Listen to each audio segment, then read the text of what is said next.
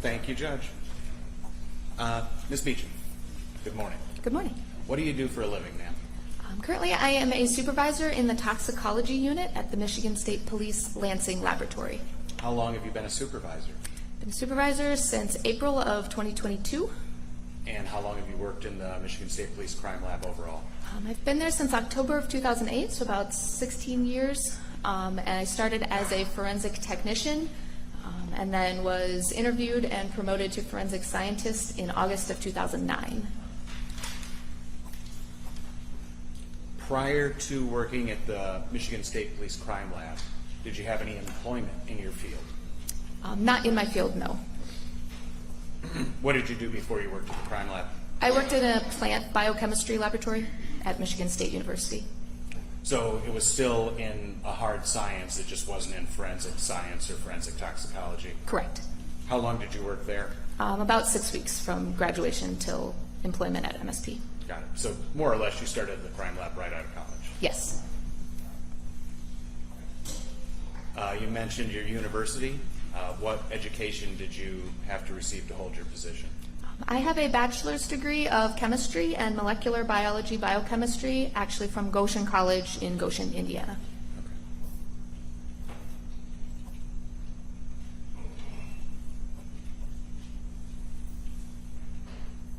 So your current position, I think you said supervisor of the crime lab, but did you indicate you're a forensic scientist or forensic toxicologist?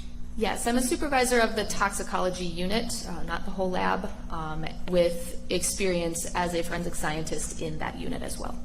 And do you still engage in the day-to-day duties of a forensic scientist? Some of them I perform a lot less casework, but I do stay up to date on my proficiency testing, and I'm training other people in doing those analyses at the moment. Okay. So to do that, do you continue to receive training in your field? Yes. And what kind of training do you continue to receive? 2 weeks ago, I was at a conference called the American Academy of Forensic Sciences. It's a week-long course. I go to some Society of Forensic Toxicology meetings, as well as the Midwest Association for Toxicology and Therapeutic Drug Monitoring. Those last two I'm members of, and the MAT organization I am a past president of. So I'm involved in researching what I can, presenting at those, and just getting information from others in the field. Okay. So that type of training, conferences and things like that, about how often do you attend those? Usually a couple times a year for specific to toxicology training, and then there's always leadership trainings and things like that as well. So some of them pertain to the day-to-day duties of the lab, and some of them pertain to your leadership role in the lab? Correct. To hold your current position, Ms. Beauchamp, did you receive any specialized training as it relates to performing drug analysis on blood? Not technically for my current position as a supervisor, but as a forensic scientist, yes. I did a lot of testing other samples that other people have analyzed to make sure that I'm getting accurate results. We participate in proficiency tests, and some of the assays, like the one I will discuss today, I wasn't formally trained in it because I was part of a team that created that. So there's no way for us to get that training, but I am very familiar with all of the steps that we did to make sure that that is a valid method. And thank you for clarifying and separating between your role as supervisor and your role as scientist.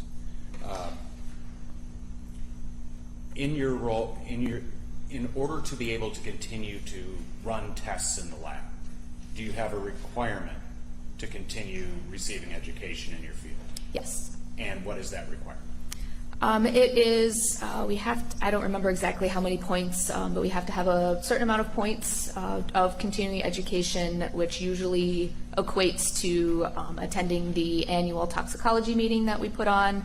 We usually would bring in an outside person to give kind of a technical talk at that, attending usually 1 or 2 conferences, and then usually reading a book or literature articles. And you keep up with all of that? Yes. Prior to April 22nd of last year, have you ever tested a blood sample for the presence of drugs? Yes. About how many times? Over the course of my career, I've tested over 40,000 cases for alcohol or drugs, probably about half and half. Okay. Have you ever been qualified as an expert in forensic toxicology in the state of Michigan? Yes. How many times? I've testified over 185 times, and I've been qualified every time I've been offered as an expert, probably somewhere around 120. Ms. Beauchamp, I'm going to show you a document that's been pre-labeled People's Exhibit 21. Could you take a look at it and tell the jury what that is?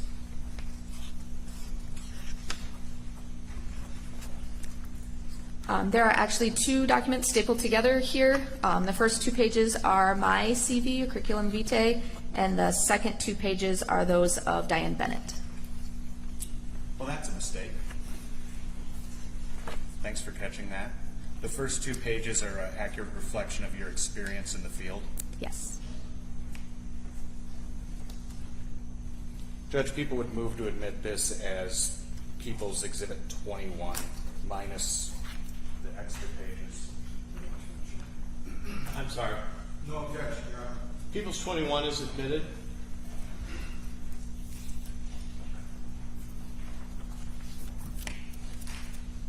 Apologize, Judge, I'm just relabeling it for the court. Okay.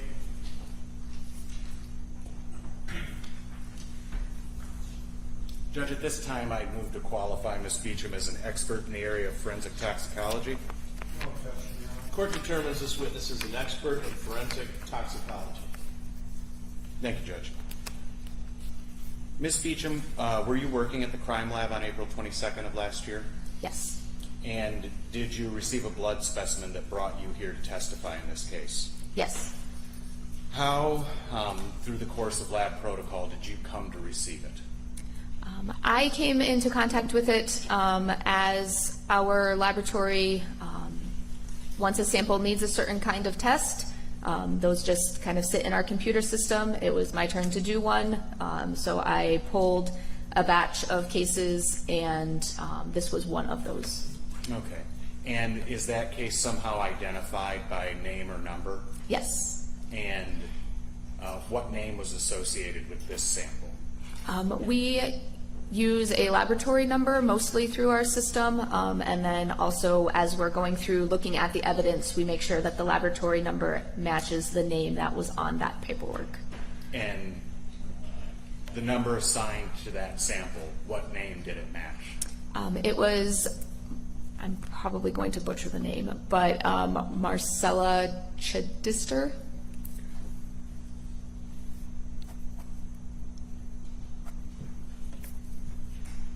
So when you procure the sample, is that brought to you? Do you get it from somewhere? I go to our secure refrigerator and then pull out our technicians will prepare the batch together. So I will pull out the samples that I'm working with, check each of them individually, and then perform my analysis. That's what happened in this case? Yes. And do you check the specimens to make sure they're labeled properly? Yes. And did you do that in this case? Yes.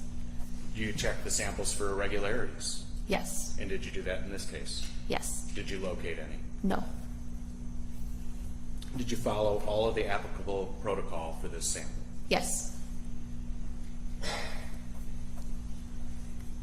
So after you received the sample, or procured the sample, I should say, made sure it was properly labeled, documented, in good order, what did you do then? Then I did an extraction on the blood called a protein precipitation. So I take a small amount of the blood and I put in acetonitrile, which is an organic solvent, and that basically makes all the proteins clump together. Put it in the centrifuge, and I take off the liquid that's on top of that. A small amount of that, then that is in the acetonitrile still, which can't go on our instrumentation, so that gets dried down. And I reconstitute it or re-dissolve it into something that can go on our instrumentation.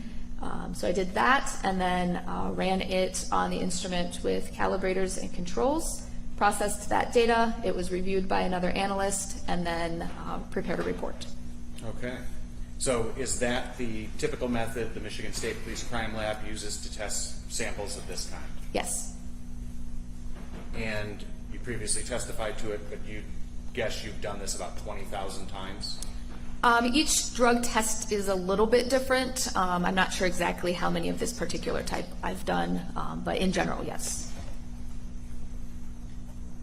And all of those tests you performed, they were at the Michigan State Police Crime Lab? Yes. Outside of what you've described, does the lab have any protocols in place for this method?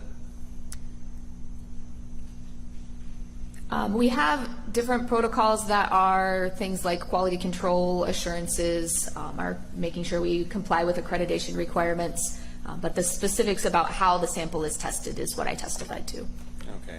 Beyond what you've already described, is there anything to add about the method and modality that you use to analyze this sample?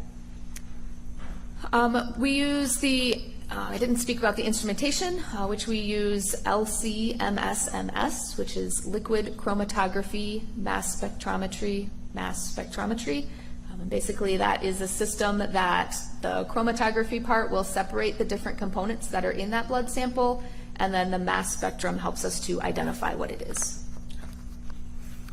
Can you explain as best you can to people who know nothing about chemistry how that works? Which part of it? Or all of it?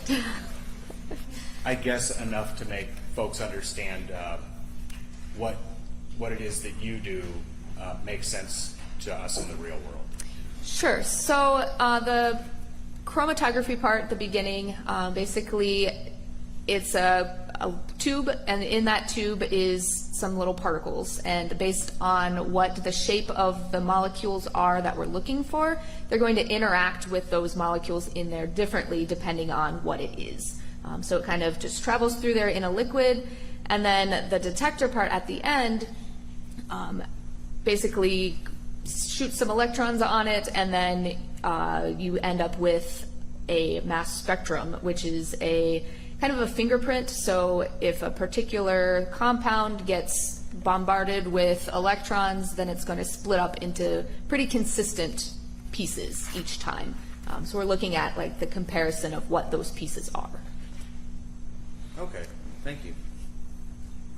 Do you know when you performed the analysis on this sample? I did it on April 25th, 2024.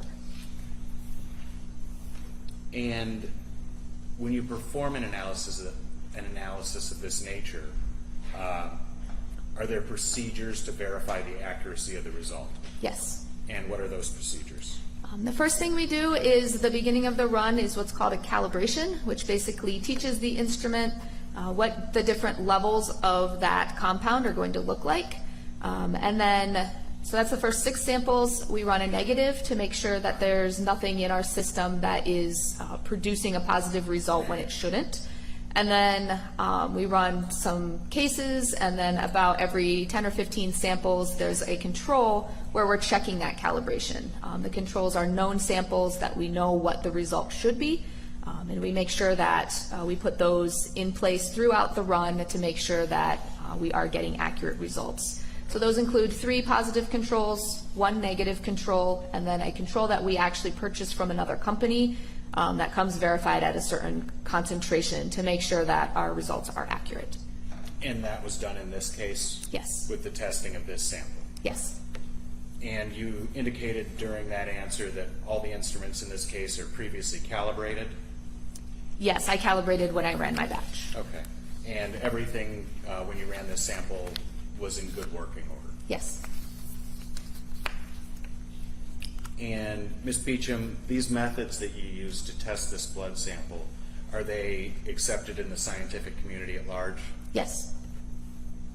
And were you able to obtain a result for any drug from the sample you tested for the defendant in this case? Yes.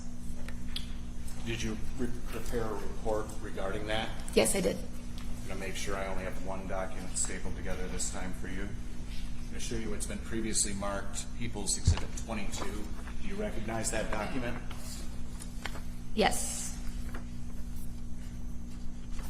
And what is it?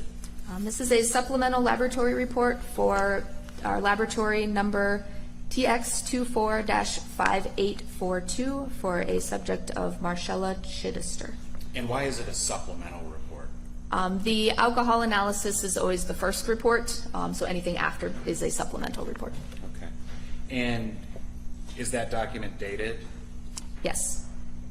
And it's April 25th, 2024? So the date on the report is the date that I wrote the report, which was April 26th. I did the analysis on the 25th, but it runs overnight. It has to be reviewed. It takes a day. Okay. And you signed that document? Yes. And does that meet the criteria for reporting for the Michigan State Police Crime Lab? Yes. Judge, at this time, people would move to admit Exhibit 22, supplemental report prepared by Samantha Beauchamp. Response. No objection. People's 22 is admitted. And Ms. Beauchamp, if you could read off your report to the jury what the result was for the drug analysis run on defendant's blood sample. I detected and quantified gabapentin at 1.3 micrograms per milliliter. And Ms. Beauchamp, do you know what gabapentin is? Yes. Can you explain to the jury what it is? Yes. It is a medication that's often sold under the brand name of Neurontin. It can be used for things like seizure disorders. It can be used for pain relief. There's a couple other off-the-label instructions for things that can be prescribed for, but those are the two main ones, seizures and pain.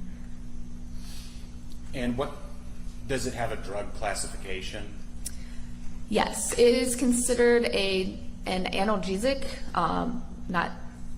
it is a central nervous system depressant, which means that it has the ability to slow down the nervous system. Okay. If I could grab Exhibit 22 back from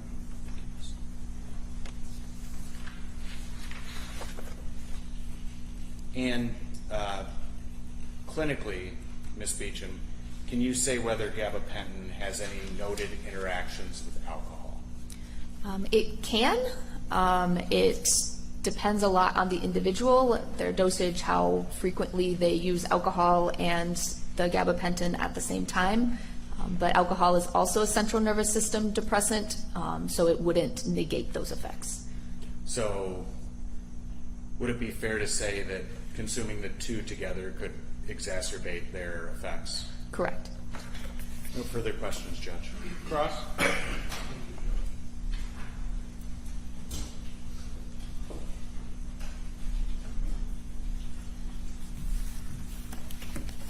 Good morning, if it's still morning. My name is Bill Kolobis, and I'm the attorney representing Marshella Chidester, the defendant in this case, okay? Okay. And I'm going to ask you a few questions, and when attorneys say that, it's usually, 20, but I'll try to keep it very, very short, okay? Okay. All right, and then just keep your voice up for the court reporter and the court to be able to hear you, okay? Sure. Thank you. How long was it that you've been working in your role right now? My current role, almost 2 years. So at the time that you did this testing that you spoke of, you were doing your job employment-wise for about a year? As a supervisor, about a year. As a forensic scientist, I'd been there about 15. Okay, thank you. Now, I'm going to just jump around for a moment. You had just said in response to the prosecutor's question that this drug can be used for seizures, correct? Yes. And it's a lawful drug as long as you have a prescription and you're not overusing it, correct? It is a prescription-controlled substance, yes. Okay. And you said it's used for seizures. What else is it used for? It can also be prescribed for pain.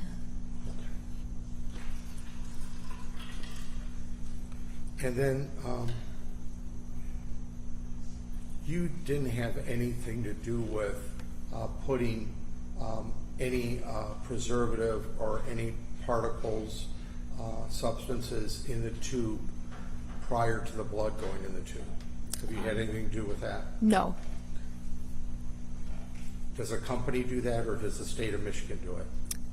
We contract with a company, and then every time they send us a shipment of those boxes, then we get a certificate of compliance that they put those in there. Okay, so a private company does it. Yes, And you don't have anything to do with checking the standards or things like that.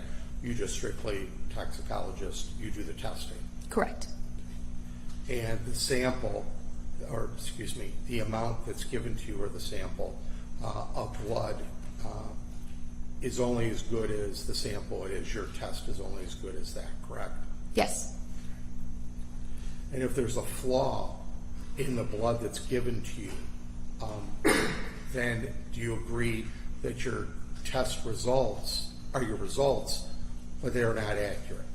depends what the flaw might be. A lot of things, Some- it depends what the flaw would be. Some are serious flaws, some are not, right? Correct. Okay. Why do you, you said that before you tested the sample, excuse me, on the 25th of April 24, where did you get it from? Where was it? It was in a refrigerator. Okay, why is it in the refrigerator? We keep things in the refrigerator for two reasons. One, it slows down if there is any growth. We keep all of our evidence in there, so urine bottles are not preserved at all. So we keep everything in the refrigerator in case there's any growth of bacteria. It will slow that down, and it also slows down the degradation or the decrease of different drugs that we may be looking for in the future. Does it slow down, I use the word fermentation too? It can if fermentation were even happening. Okay, all right. And you said, and that's interesting, a urine sample does not have to be refrigerated. It is refrigerated. It does not have any preservatives in the bottle. Okay, and the blood is supposed to have preservatives in the tubes? Yes, And there's two tubes, correct? yes, Okay. And then you did a test on this, correct? yes, On this blood that you spoke of with the prosecutor, right? yes. Okay. And then it had a result of what? It was 1.3 micrograms per milliliter of gabapentin. For us not scientific people, what would be micrograms per milliliter? It's just a concentration that we use. So a lot of drugs are nanograms per milliliter, which is a billionth of a gram. This drug is such that we report it in micrograms, which is a millionth with an M of a gram.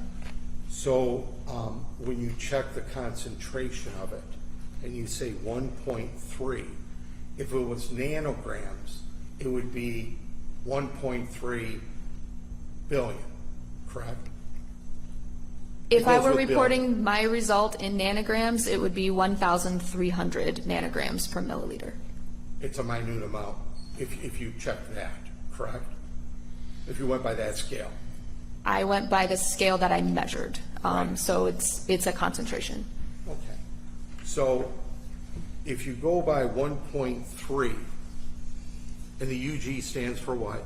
Micrograms, And the ML stands for what? milliliters. Okay. And micrograms, again, at least so I can understand it, micrograms is, what's the millionth of what? It is one microgram is 1/millionth of a gram. 1/millionth of a little tiny gram. A gram is actually like a handful. And it's 1/millionth of that. Yes.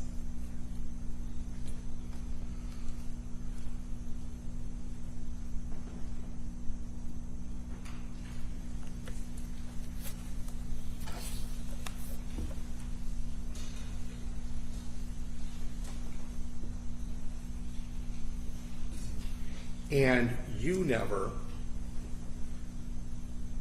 interviewed my client, am I correct? Correct. And you never saw my client at all. You said you never interviewed her, but you've never seen her, would you say, other than today? Correct. You never sat down and talked with her and asked her any questions? I have not. Asked and answered. Yeah, I think that I got it. Fair. I've been pretty good, Judge. Did you get a chance to talk with the prosecutor or anybody from their office prior to today? Yes. When did you do that? I'm not sure the exact day. It was one day last week, Okay. maybe Wednesday. And you didn't talk to anybody prior to that?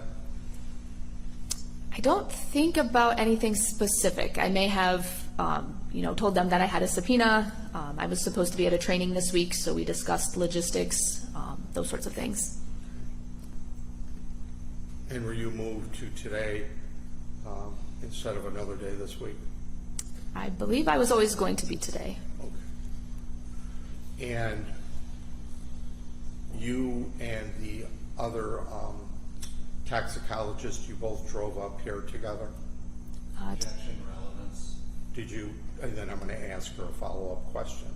It's just, did you drive up here together from Lansing? Drive down here? I'll take the answer. I'm not sure how relevant Thank it you. is. But Did you drive together from Lansing today? With Ms. Faust, yes. Okay. And, okay. Did you discuss court at all today? We discussed logistics, who was going to testify first, what we had with us. I haven't seen her much since I've been out of the office. We didn't discuss specifics about this particular case or what we would testify to.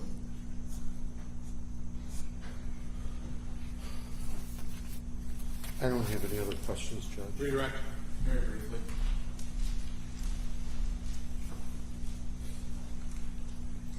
So, just, stupid math question. 1/1,000,000th of a gram is the kind of the number that Mr. Kolobus said, but that's for every single gram in the body, is that right? Correct. Okay. He asked you some questions about the cold storage at the lab, and you gave an answer that just in regards to fermentation, if any fermentation was happening. Could you expand on what you mean by that?